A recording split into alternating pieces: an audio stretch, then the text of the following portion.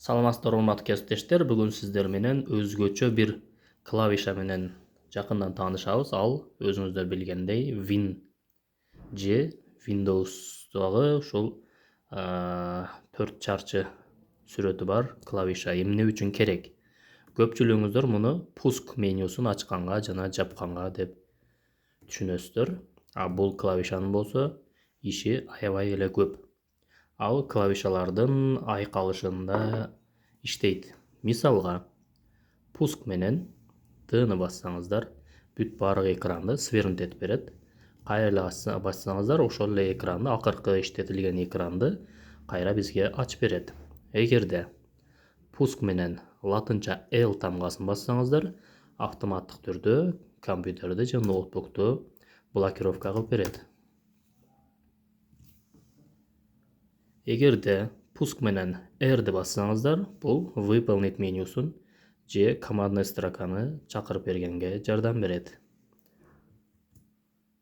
Пуск менен Tab'ды бассаңыздар, бул жерде акыркы ачылган окнолорду мына ушундай режимде бардыгын кичирейтилген режимде көрсөтүп берет.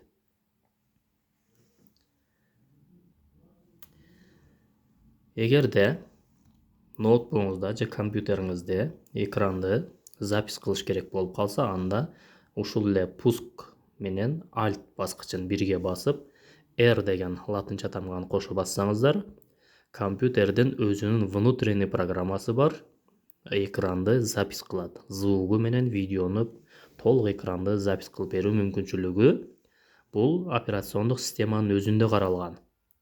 Мынакей пуск Alt R бассаңыздар, мынакей автоматтык түрдө мына оң бурчта запись деп башталды. Мынакей запись кетип атат.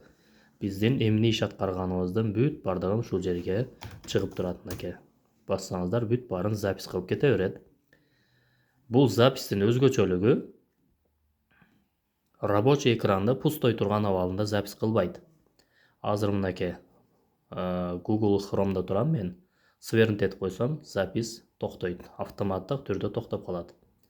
Себеби бул играларды, компьютердик оюндарды запись кылуу үчүн чыгарылган кошумча мүмкүнчүлүк.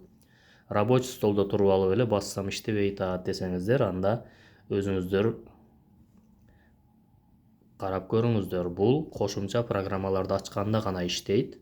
Пуск Alt R айкалышын бирге басканыңыздарда бул запись автоматтык түрдө башталат. Эми пуск менен кошумча кайра эле пуск Alt Ctrl Shift W баскычы Word'ду ачып берет. Пуск Alt Ctrl Shift P PowerPoint ачып берет. Пуск Alt Shift Ctrl X бул Excel программасын автоматтык түрдө ачып берет. Ctrl Shift пуск Alt X. Excel ачылды бизде. Ctrl Shift пуск Alt W. Word ачылды. Пуск Ctrl Shift пуск Alt P PowerPoint ачылды. Мынакей. Ctrl Shift пуск Alt O Outlook ачылды. Бүт баары оңой. Клавишалардын сочетаниясын жакшы өздөштүрсөңүздөр жакшы. Бул пуск деген кнопкабыздын же клавишабыздын мүмкүнчүлүктөрү аябай көп.